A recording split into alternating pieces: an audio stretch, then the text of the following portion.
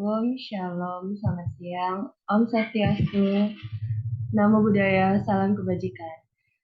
Pertama-tama saya ucapkan terima kasih kepada dosen saya, Pak Nurmamza, SPD, MPD, dikarenakan telah memberikan saya kesempatan untuk menyampaikan materi yang telah kami pelajari selama sisa semester ini. Kali ini saya akan menyampaikan apa saja materi yang telah kami pelajari pada sisa semester ini menggunakan PowerPoint yang sudah disediakan oleh dosen saya, Pak Nurmamza, dan mari kita mulai.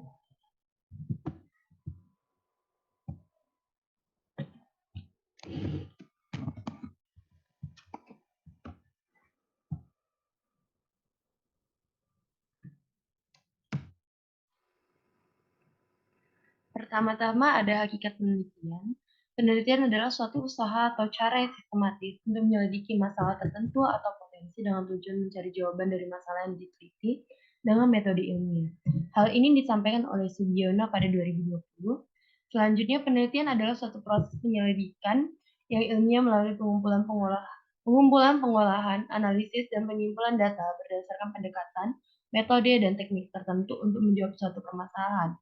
Hal ini disampaikan oleh Arifin pada tahun 2018, dan juga ada beberapa hakikat penelitian menurut para ahli lainnya, yaitu menurut buku ajar metode penelitian pengajaran bahasa Indonesia oleh Ninit Alfanika, dia menyampaikan bahwa penelitian adalah suatu kegiatan yang dilakukan dengan maksud mencari suatu kebenaran atau memecahkan masalah yang ada. Ada pula menurut Sutrisno Hadi, menjelaskan bahwa pengertian penelitian adalah suatu usaha untuk menemukan, mengembangkan, dan menguji kebenaran suatu pengetahuan dengan menggunakan metode ilmiah. Ada pula menurut Cooper dan Emory, penelitian ialah suatu proses penyelidikan secara sistematis yang ditujukan pada penyediaan informasi untuk menyelesaikan masalah-masalah, sehingga dapat disimpulkan berdasarkan Sugiono, Arifin, Ninit Alfanika, Sutrisno Hadi, dan serta Cooper dan Emory, saya dapat menyimpulkan bahwa penelitian adalah suatu kegiatan sistematis yang dilakukan dengan maksud mencari kebenaran, memecahkan masalah, atau mengumpulkan pengetahuan baru dengan menggunakan metode ilmiah. Selanjutnya yaitu metode penelitian. Metode penelitian yaitu prosedur atau langkah-langkah dalam mendapatkan pengetahuan ilmiah atau ilmu dengan cara ilmiah. Hal ini disampaikan oleh Creswell pada tahun 2006. Cara ilmiah yang digunakan oleh Creswell yaitu satu, rasional yang merupakan masuk akal sehingga dapat dijangkau oleh penalaran manusia. Selanjutnya, empiris dapat diamati oleh indera manusia. Sistematis, langkah-langkah yang logis. Valid, derajat ketepatan antara data yang sesungguhnya terjadi dengan data dapat dikumpulkan oleh peneliti. Dan reliable, derajat ketepatan dengan data yang diperoleh bisa dibuktikan fungsinya pada waktu yang berbeda.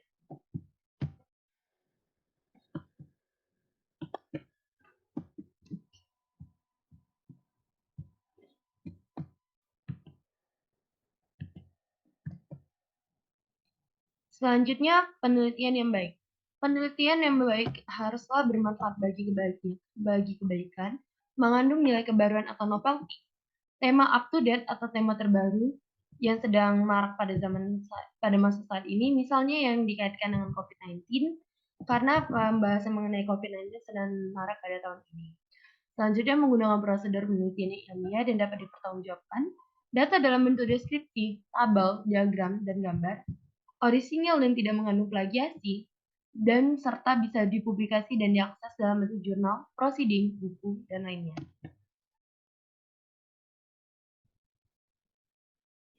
Selanjutnya akan dijelaskan siklus proses penelitian metode ilmiah atau scientific method menurut Creswell pada 2015 pada tanggal 15.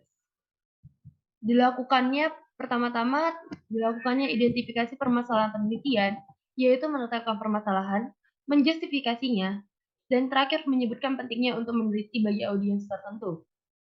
Dilanjutkan dengan tinjauan kepustakaan yang menemukan sumber kepustakaannya, menyeleksi sumber, dan merangkum sumber-sumber yang telah kita temukan.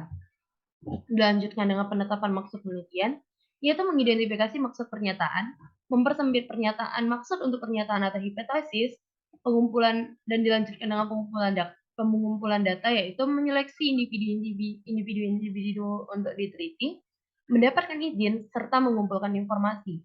Selanjutnya, analisis dan interpretasi data, yaitu menguraikan data, mempresentasikan data yang telah kita teliti, serta menjelaskan data-data yang telah kita teliti tersebut. Dan terakhir, yaitu pelaporan dan evaluasi penelitian, yaitu memutuskan tentang audiensi, menstruktur laporan, serta menulis laporan dengan sensitif.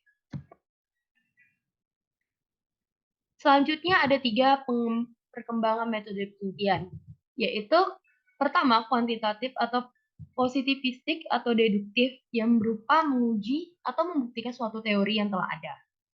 Selanjutnya kualitatif yang berjenis post-positivistik ya, ataupun juga induktif yang menghasilkan atau mengembangkan suatu teori yang ada, dan juga campuran atau mixed method, yaitu deduktif induktif ataupun induktif deduktif yang berupa membuktikan dan mengembangkan teori yang telah ada. Selanjutnya, tipe rancangan penelitian kualitatif dan campuran dan penggunaan utamanya menurut Creswell tahun 2015 pada halaman bukunya yang ke-41. Yaitu adanya rancangan penelitian kuantitatif yang akan dibagi menjadi penelitian intervensi dan juga penelitian non-intervensi. Selanjutnya, pada penelitian intervensi akan menjelaskan pengaruh antar kelompok yang selanjutnya akan dilakukan eksperimen. Namun, pada penelitian non-intervensi, kita akan membagi dua, mengaitkan atau menghubungkan variabel dalam pola yang kemudian akan dilakukan korelasional atau mendeskripsikan tren untuk populasi orang yang akan dilakukan dengan cara survei.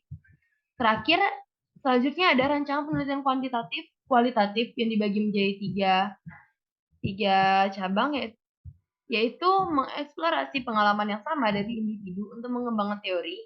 Yang selanjutnya akan kita cari dengan grounded theory, atau mengeksplorasi budaya yang sama sekelompok orang yang akan dicari dengan bisa dengan studi kasus histori, fenomenologi, analisis wacana, ataupun adanya etnografi. Ada pula mengeksplorasi cerita individu untuk mendeskripsikan kehidupan seseorang. Dengan cara kita bertanya cara naratif apa yang sudah dia alami selama hidupnya. Selanjutnya, rancangan penelitian kombinasi. Ada 2 cabang di sini, yaitu mengkombinasikan data kuantitatif dan kualitatif untuk memahami dan menjelaskan permasalahan penelitian dengan sebaik mungkin, yaitu dengan melakukan research atau development atau juga menggunakan data kuantitatif dan kualitatif untuk individu guna meneliti permasalahan pendidikan yang mereka hadapi dalam ranah mereka dengan melakukan action research dan lesson study.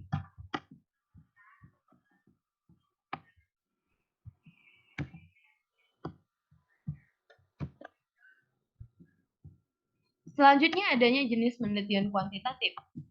Hal ini disampaikan oleh Gay, Mills, and Arasian pada 2009, ada pula Enzer pada 2015, dan Creswell pada 2015.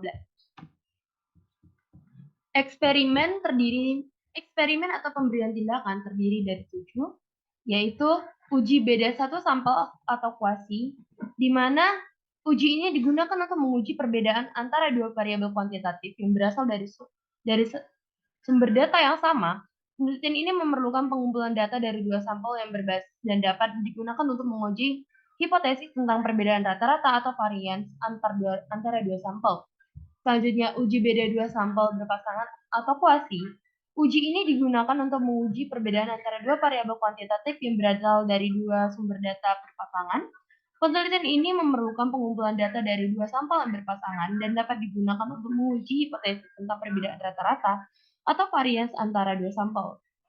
Ada pula selanjutnya uji beda 2 sampel bebas, yaitu true, yang uji ini digunakan untuk menguji perbedaan antara 2 variabel kuantitatif yang bebas dari 2 sumber data bebas, dan penelitian ini memerlukan pengumpulan data dari 2 sampel yang bebas dan dapat digunakan untuk menguji hipotesis tentang perbedaan rata-rata atau varians antara 2 sampel. Selanjutnya, uji beda 2 rata-rata sampel tak bebas, yaitu uji ini digunakan untuk menguji perbedaan antara 2 rata-rata variabel kuantitatif yang tak bebas dari 2 sumber data tak bebas.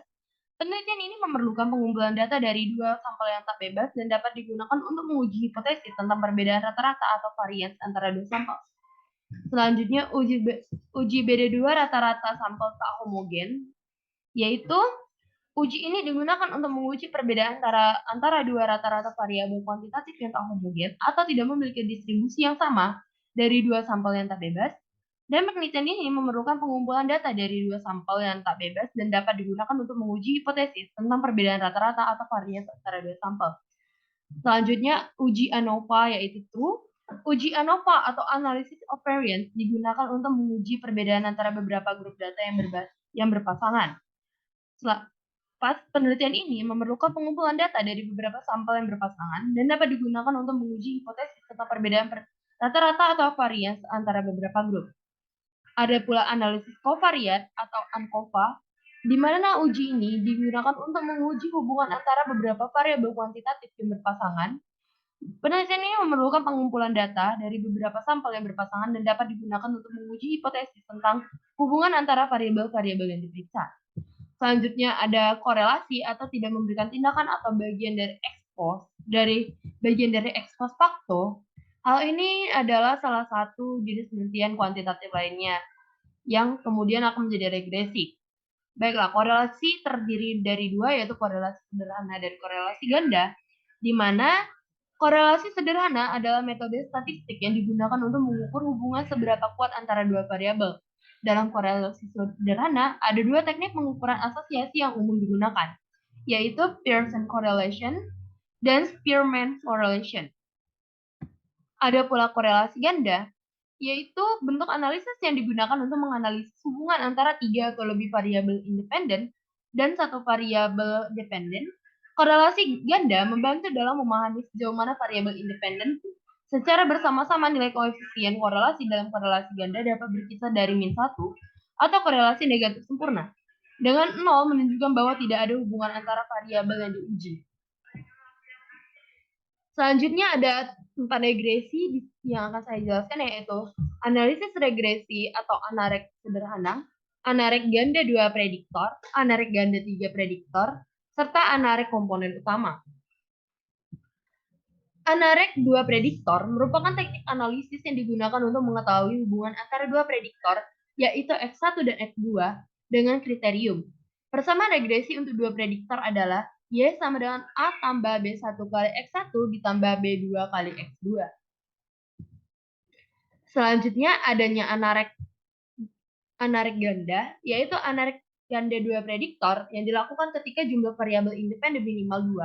Dengan persamaan regresi dua prediktor adalah Y sama dengan A tambah B1 kali X1 ditambah B2 kali X2. Adanya regresi ganda 3 prediktor, di mana dia dilakukan ketika jumlah variabel independen minimal 3. Persamaan regresi ini yaitu Y sama dengan A tambah B1 kali X1 ditambah B2 kali X2 dengan ditambah B3 kali X3. Adanya pula anarek komponen utama. Regresi komponen utama merupakan metode analisis regresi yang melibatkan transformasi data untuk mengatasi multikolinearitas dan mengidentifikasi pola-pola yang dominan dalam data. Dan terakhir, adanya penelitian secara kuantitatif lanjutannya adalah survei atau bagian dari ex post facto. Survei terdiri dari 3, yaitu cross-sectional, the successive independent sample design, dan longitudinal. Selanjutnya, jenis penelitian kualitatif yang disampaikan oleh Gay, Mills, and Iresian pada tahun 2009, Mzir pada 2015, dan Creswell pada 2015. Terdapat 6 jenis penelitian di sini yang saya jelaskan, yaitu ground theory, etnografi, studi kasus, naratif, fenomenologi, dan juga historis. Pertama, ground theory. Menghasilkan teori karena teori yang ada tidak bisa menyelesaikan masalah substantif. Dengan mencari fenomena inti dan mana yang fenomena bukan inti, melakukan proses kejadian, kegiatan, tindakan, dan interaksi dari waktu ke waktu. Selanjutnya, etnografi menggunakan tema budaya terbentuk dalam satu kelompok. Budaya sama, pola perilaku, keyakinan, dan bahasa yang sama. Kerja lapangan, etnografi realis, studi kasus, dan etnografi kritis.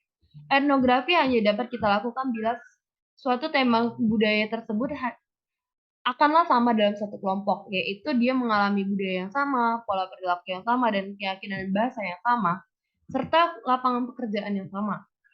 Selanjutnya, studi kasus. Meneliti kasus secara mendalam dengan mempelajari latar belakang, keadaan, dan interaksi yang terjadi. Selanjutnya adalah naratif, mendeskripsikan kehidupan individu, mengumpulkan dan menceritakan atau menarasikan tentang kisah kehidupan seseorang dengan autobiografi, biografi, life writing, atau cerita kehidupan dan riwayat hidup, personal account atau lisan, narasi pribadi, ataupun wawancara narasi. Selanjutnya adanya fenomenologi, menggali data untuk menemukan makna dari hal yang mendasar dari fenomena, realita, atau pengalaman yang dialami. Terakhirnya adalah historis, fokus pada peristiwa atau waktu yang sudah berlalu, dan melakukan rekonstruksi masa lalu dengan data atau saksi sejarah yang masih ada sekarang. Selanjutnya jenis penelitian campuran yang disampaikan oleh J. Mills and Erosian 2009, Mzir 2015, dan Creswell 2015. Ada 6 jenis penelitian campuran, yaitu penelitian pengembangan, penelitian tindakan, penelitian deskriptif, paralel konvergen, sekuensial explanatoris, dan sekuensial eksploratoris. Yaitu pertama penelitian pengembangan, yaitu dengan menghasilkan produk dengan langkah-langkah pengembangan yang bersifat kuantitatif dan kuantitatif, yaitu menggunakan satu penelitian produk dan peralatan, dan juga penelitian model. Selanjutnya penelitian tindakan, memberikan tindakan pada satu kelas dengan harapan mampu meningkatkan kemampuan siswa dengan sistem siklus yang sebaiknya memahami masalah jalan sebelumnya. Penelitian deskriptif dilakukan dengan mendeskripsikan data kuantitatif dan data kualitatif. Adanya paralel konvergen, yaitu pengumpulan data kuantitatif, pengumpulan data kualitatif, di mana hasil data kuantitatif dan kualitatif menggabungkan hasil untuk perbandingan, menginterpretasi, atau menjelaskan konvergensi atau divergensi. Yang kelima, sekuensial explanatoris,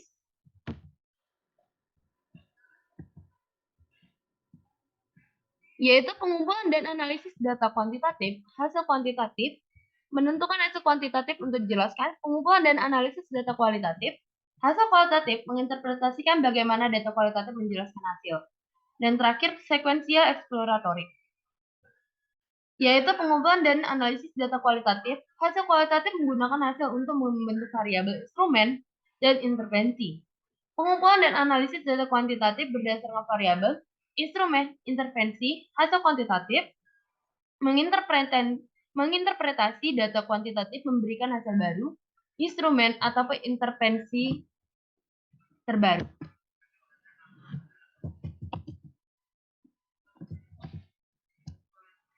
Dilanjutkan dengan sistematika proposal penelitian kuantitatif.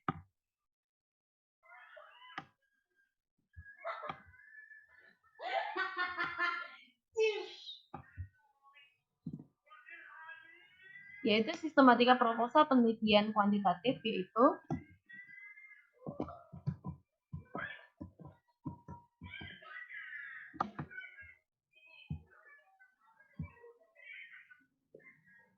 dimulai dengan bab 1 pendahuluan yang berisikan alat terbelakang yang menjelaskan kelemahan X dan diberikan solusi variabel X atau disampaikan potensi X sehingga mempengaruhi Y. Dan selanjutnya ruang lingkup penelitian berisi batasan masalah dan selanjutnya rumusan masalah yang menggunakan apakah atau adakah, yang dilanjutkan dengan tujuan penelitian, yaitu mengetahui pengaruh atau hubungan dari suatu variabel X tersebut dan Y. Dilanjutkan dengan manfaat penelitian. Manfaat ini dilakukan dengan manfaat teoritis dan manfaat praktis. Selanjutnya definisi operasional, yaitu menjelaskan secara operasional variabel X dan Y. Bab 2, kerangka teori dan kerangka berpikir, yaitu menjelaskan mengenai teori yang digunakan, penelitian-penelitian yang relevan, kerangka berpikir, dan hipotesis penelitian, yaitu hipotesis penelitian berisikan adanya pengaruh X terhadap Y atau hubungan antara X dengan Y. Dan selanjutnya bab 3 atau metodologi penelitian, di mana dia menjelaskan metode penelitian, menjelaskan apa metode dan desain penelitian yang digunakan, waktu dan tempat penelitian, deskripsi variabel penelitian, populasi dan sampel, teknik pengumpulan data dapat berupa kuesioner atau tes, instrumen penelitian dengan lembaran kuesioner atau tes, uji coba instrumen dengan validitas dan reliabilitas, dan adanya teknik analisis data, yaitu uji prasyarat, yaitu uji normalitas dan uji homogenitas, ataupun uji hipotesis. Yang terakhir akan ditutup dengan daftar pustaka yang akan disesuaikan dengan dengan apa yang kita kutip dan diisi dan sebaliknya. Format bisa menjadi APA, MLA, IEEE, Vancouver, ataupun Chicago.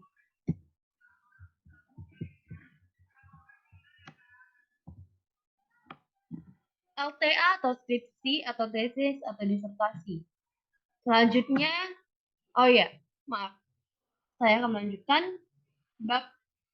Sebelum adanya daftar pustaka, kita akan membuat bab 4 terlebih dahulu. Bab 4 berisikan hasil dan pembahasan apa yang telah kita teliti. Dengan hasil penelitian, menjawab sesuai rumusan masalah, sampaikan hasil penelitian berupa uraian, tabel, dan gambar, dan bukan mengenai komentar kita terlebih dahulu. Selanjutnya, pembahasan.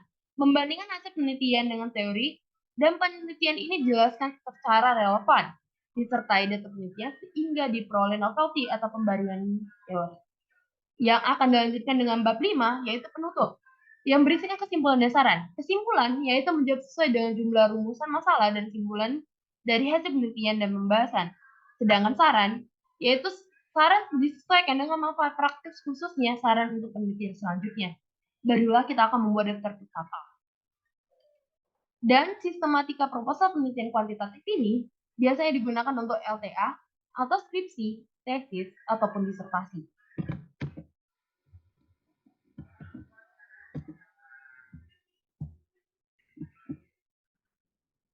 Dan terakhir adanya halaman lampiran, yaitu instrumen penelitian, data penelitian yang diperoleh, dan proses analisis data.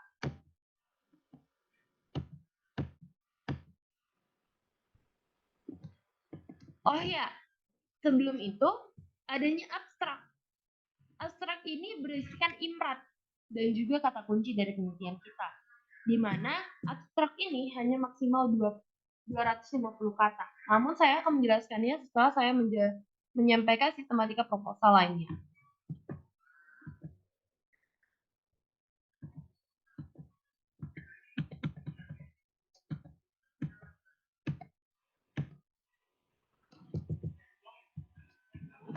Hanya ada beberapa perbedaan di sini, yaitu seperti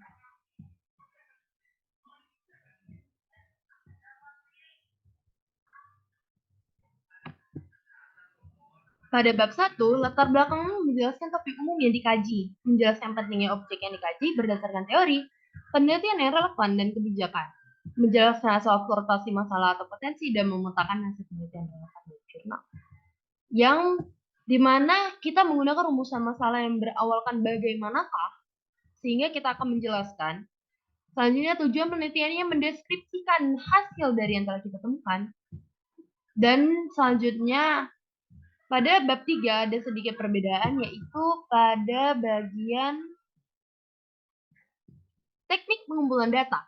Pada sebelumnya kita menggunakan teknik kuesioner atau tes, namun di sini kita menggunakan wawancara, observasi, dan dokumentasi. Dan instrumen penelitian kita adalah peneliti dibantu pedoman wawancara, lembar observasi, dokumen atau handycam. Dan uji keabsahan dilakukan menggunakan bisa triangulasi, member check, atau pemain lainnya. Hanya itu perbedaan antara kualitatif dan kuantitatif. Dan kualitatif masih digunakan pada LTA, skripsi, tesis, ataupun disertasi.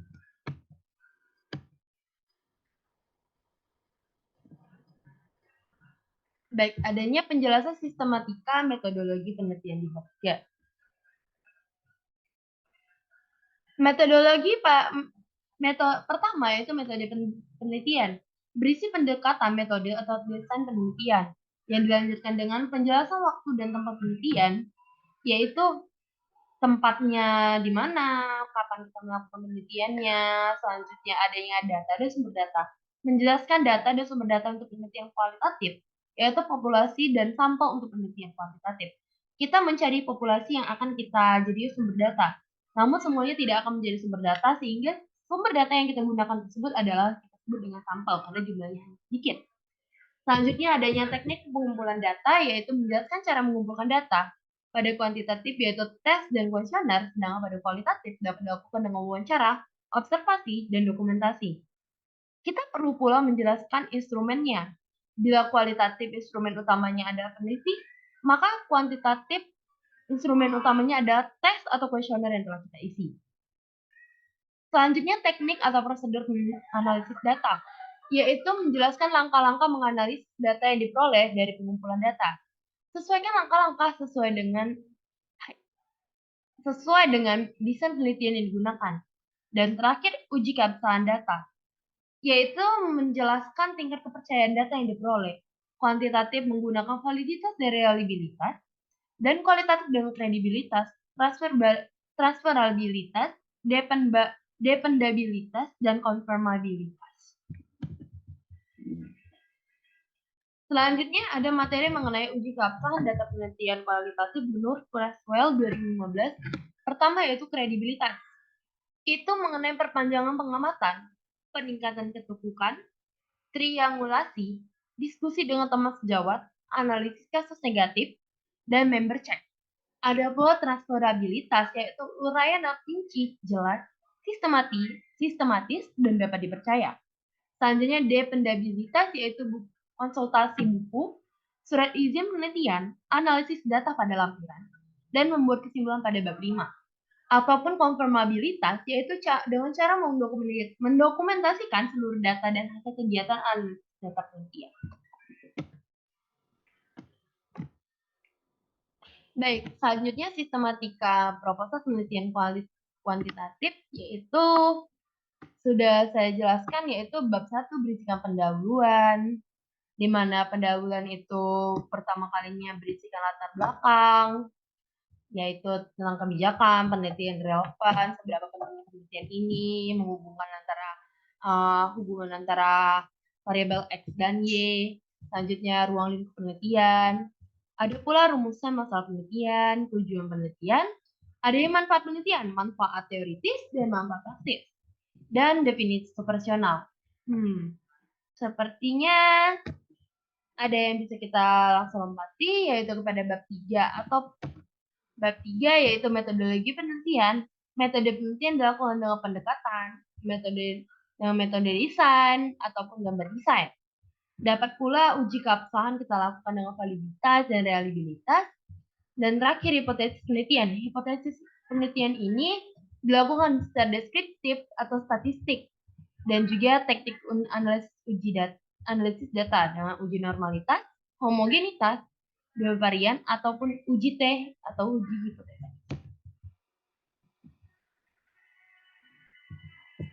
Dan selanjutnya sama saja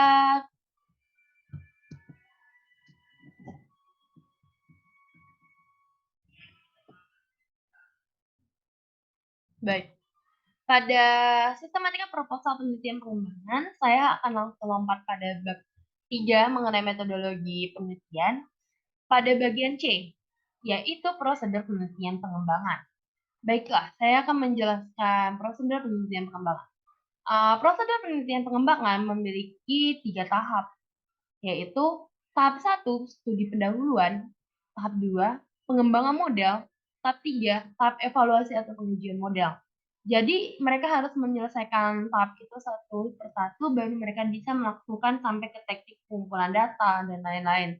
Sehingga mereka dapat melakukan uji keabsahan data penelitian. Mengapa mereka melakukan itu? Itu semua dilakukan agar semua data yang mereka dapatkan itu adalah data-data yang terbaik.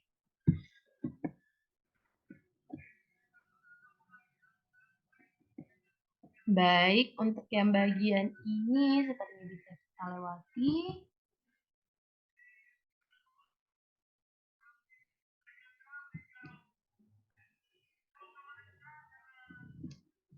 Ada pula sistematika proposal penelitian tindakan kelas yang akan saya langsung lompati pada bab 3 metodologi penelitian. Oh ya, pada bagian penelitian tindakan kelas, adanya hipotesis tindakan.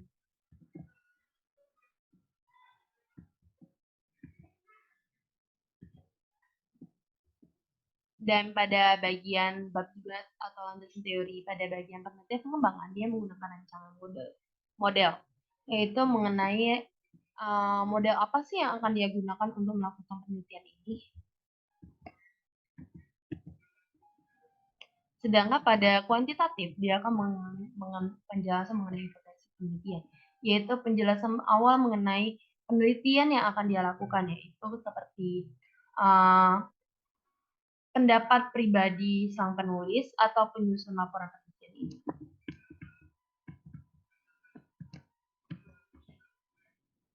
Sedangkan pada hipotesis tindakan, dia itu menjelaskan menyampaikan pendapatnya mengenai tindakan apa sih yang akan dia lakukan untuk melakukan penelitian.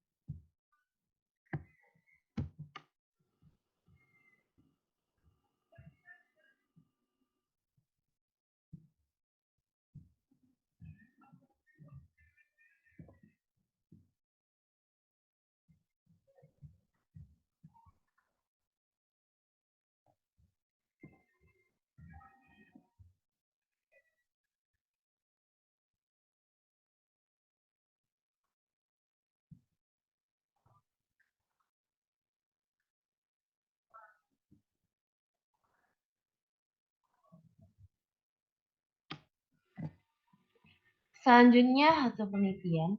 Hasil penelitian yang disusun dengan sistematika, bahasa yang sesuai dengan jurnal yang dituju. Hal ini disampaikan oleh Dalman pada 2018. Yaitu dengan penulisan judul diikuti nama penulis, instansi, dan email penulis. Abstrak dapat ditulis dalam bahasa Indonesia atau bahasa Inggris yang berisi masalah atau potensi penelitian, metode penelitian, teknik pengumpulan data, teknik analisis data, dan hasil penelitian, serta diikuti kata kunci, yaitu maksimal 250 kata dengan spasi berukuran 1. Yaitu pendahuluan yang berisi latar belakang masalah penelitian, rumusan masalah, tujuan penelitian, dan manfaat penelitian yang ditulis menyatu dan tidak dalam subbab. Landasan teori berisi teori yang benar-benar digunakan dalam penelitian sesuai dengan rumusan masalah yang diangkat. Metodologi penelitian yang berisi metode penelitian, data dan sumber data untuk penelitian kualitatif atau populasi dan sampel untuk penelitian data jenis kuantitatif, waktu dan tempat penelitian, teknik pengumpulan data, teknik analisis data, dan validitas data. Kesemuanya ditulis dalam satu bentuk paragraf, bukan dalam beberapa subbab. Selanjutnya, hasil penelitian dan pembahasan yang diawali dengan penjelasan hasil penelitian kemudian dilanjutkan dengan pembahasan yang berisi perbandingan atau persamaan hasil penelitian dengan teori dan penelitian relevan disertai data penelitian, yaitu minimal 6 halaman, dan 2 bab akhirnya adalah kesimpulan dan berisi gambaran umum hasil penelitian yang merupakan jawaban dari rumusan masalah penelitian disertasi, disertai dengan saran dan rekomendasi. Dan terakhir yaitu daftar pustaka yang ditulis dengan mencantumkan nama penulis, tahun terbit, judul buku, kota terbit, dan penerbit. Contohnya yaitu Nurmanza pada tahun 2012 dengan bukunya yang berjudulkan Langkah-langkah Menulis Jurnal Ilmiah. Kota bukunya terbit adalah Lubuk Linggau dan penerbitnya ada STK Press. Untuk pustaka yang diperoleh dari internet harus mencantumkan waktu mengakses alamat web. Contoh, Nuli dengan nama awalnya Dali dan nama keduanya adalah Noe. Dia harus membalik namanya tersebut bila namanya terdiri dari 2 kata. Baiklah, selanjutnya yaitu 2012. Cara cepat berhitung yang diakses pada www.caracepatberhitung.php garis miring com diakses pada tanggal 12 Desember 2012. Perlu diperhatikan bahwa daftar pustaka yang dicantumkan hanya yang terdapat dalam artikel atau sesuai dengan apa yang dikutip. Baik, selanjutnya yaitu penulisan daftar pustaka. Model penulisan daftar pustaka ada 6, yaitu APA, Harvard, IEEE, MLA, Vancouver, dan Chicago. Contoh model sistem APA dapat kita lihat pada buku dan jurnal. Pada buku kita menuliskan tulisan miringnya pada judul bukunya, namun pada jurnal yang kita tulis miring adalah nama jurnal dan volume dari jurnal tersebut.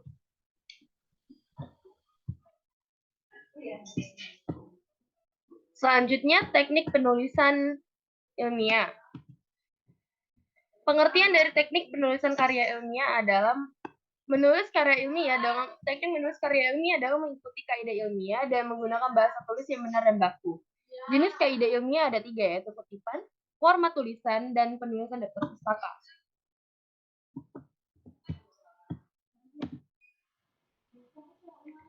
Penulisan kutipan pada penulisan karya ilmiah. Terdapat 2 kutipan, 2 jenis kutipan, yaitu kutipan langsung dan kutipan tidak langsung. Pertama, kutipan langsung adalah mengutip sama persis dengan teks aslinya. Jenis kutipan langsung ada kutipan langsung pendek dan juga kutipan langsung panjang. Kutipan langsung pendek, dia tidak lebih dari 4 baris atau 40 kata.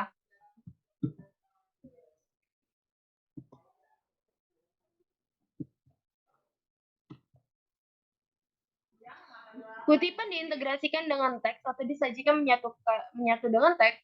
Jaraknya 2 spasi, kutipan diapit dengan tanda kutip. Sesudah kutipan selesai, diberi nomor urut jika menggunakan footnote atau catatan kaki atau penanda body note atau catatan pustaka. Kutipan langsung panjang adalah kutipan yang lebih dari 40 kata lebih dari 4 baris. Kutipan dipisah dengan jarak 2 spasi. Jaraknya kutipan 1 spasi tidak menggunakan tanda petik. Sesudah kutipan selesai, diberi nomor urut jika menggunakan footnote atau catatan kaki atau penanda body note atau catatan pustaka. Kutipan menjorok ke dalam 5-7 ketukan jika kutipan dimulai dengan paragraf baru. Kata kutipan pertama dijorokkan lagi 5-7 ketukan. Kutipan tidak langsung. Mengutip dengan cara mengambil intisarinya dengan bahasa sendiri. Aturan kutipan tidak langsung adalah kutipan diintegrasikan dengan teks, jarak 2 spasi, tidak menggunakan tanda kutip, dan sesudah kutipan selesai diberi nomor urut jika menggunakan footnote atau catatan kaki atau penanda body note atau catatan pustaka.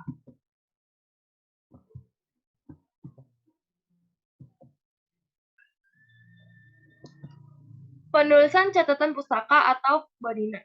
Jika nama pengarang dituliskan sebelum bunyi kutipan, ketentuannya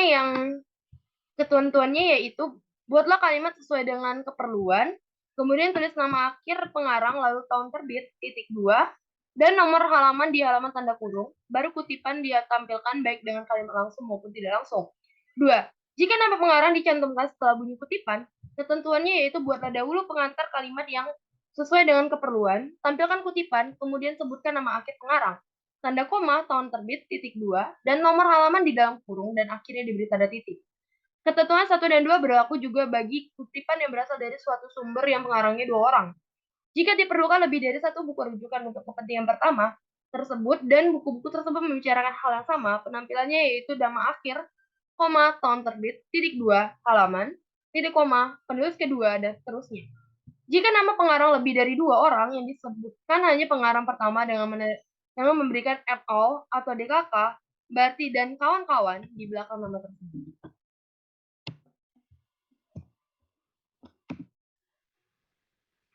Selanjutnya, catatan kaki ataupun footnote. Catatan kaki digunakan untuk menunjukkan sumber sebuah kutipan dan dapat juga membuat keterangan lain terhadap teks. Pada catatan kaki terdapat nomor penunjukan yang sama dengan teks. Nomor penunjukan selain dengan angka dapat dilakukan dengan tanda asterik atau tanda bintang di atas. Prinsip membuat catatan kaki yaitu 1. Hubungan catatan kaki dan teks dengan menggunakan nomor urut penunjukan. 2. Nomor urut dapat berlaku tiap bab atau seluruh karangan. 3. Teknik pembuatan catatan kaki. Sediakan tekan yang cukup pada kaki halaman sehingga margin bawah tidak terganggu. Sesudah garis terakhir dari teks, beri diberi jarak 2 spasi, dibuatkan garis mulai margin kiri sebanyak 18 ketukan, turun 2 spasi dari garis tadi dan menjual 5-7 ketukan dari margin kiri, diketik nomor penunjukan, sesudah nomor penunjukan 0,5 spasi ke bawah, mulai diketik baris pertama catatan kaki. Jarak antar baris dalam catatan kaki adalah 1 spasi. Catatan kaki kutipan pertama yaitu nama penulis ditulis biasa, koma, judul buku dimiringkan, buka kurung, kota terbit, titik 2, penerbit, koma, tahun terbit, tutup kurung, koma, halaman yang dikutip, atau HLM, lebih dari satu ditulis HH, sedangkan halaman yang dikutip hanya dalam satu halaman ditulis H, diakhiri tanda titik. Daftar singkatan yang digunakan dalam catatan kaki yaitu 1. IBID, ibidem pada tempat yang sama dengan mencantumkan halaman yang dikutip bila berbeda dengan kutipan dengan sebelumnya. Kedua, object, opera citate, yaitu karya yang telah dikutip pada halaman yang berbeda. Dan 3, local citate, yaitu pada tempat yang telah dikutip pada halaman yang sama. 6. Cara mudah dalam Microsoft Word, letaklah kursor di tempat tulisan yang akan dikutip, klik reference, lalu klik insert footnote.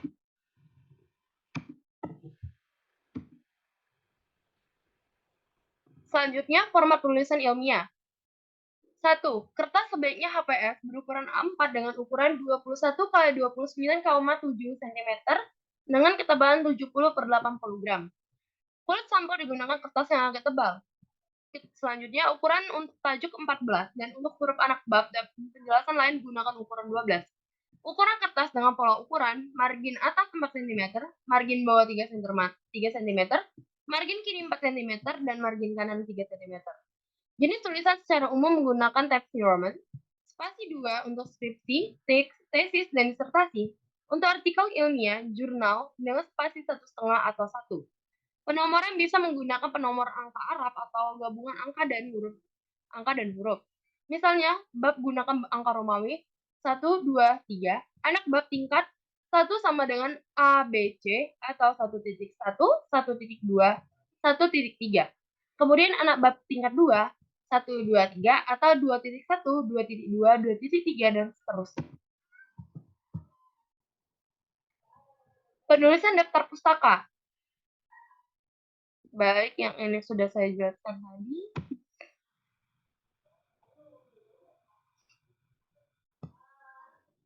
Baiklah, ini adalah daftar pustaka menggunakan format APA, American Psychological Association, dan MLA, dan Modern Language Association, di mana nama pertamanya akan disingkat menjadi MA dengan nama keduanya dituliskan sebagai awal, dipisahkan dengan koma. Bila dia namanya terdapat 3 kata, nama awal dan nama tengahnya dijadikan singkatan dan akan dipisahkan dengan titik. Dan setelah itu akan dituliskan tahun terbitnya buku ini atau jurnal ini menggunakan tanda kurung yang akan diakhiri dengan titik. Kemudian judulnya kita tuliskan tanpa adanya garis miring. Namun untuk jenis jurnalnya dan juga volume jurnalnya akan dituliskan dengan garis miring. Baik, sama dengan yang APA tadi, MLA juga sama. Daftar pustaka dengan program Mendeley. Download dan install Mendeley terlebih dahulu di Microsoft Word. Baru deh nanti kita mencari materi di Mendeley dan kita akan melakukan yang sudah seperti biasa kita lakukan, yaitu insert citation dan juga insert bibliografi untuk membuat daftar pustakanya. Baik, sekian dari saya. Nama saya Gloria Natalia dengan NPM C1C023121. Sekian, mohon maaf bila ada kesalahan dan kurang kondusifnya pembuatan video ini. Sekali lagi kepada Tuhan saya mohon ampun dan terima kasih kepada Pak Noe yang sudah bersedia untuk mendengarkan video saya. Sekian, terima kasih.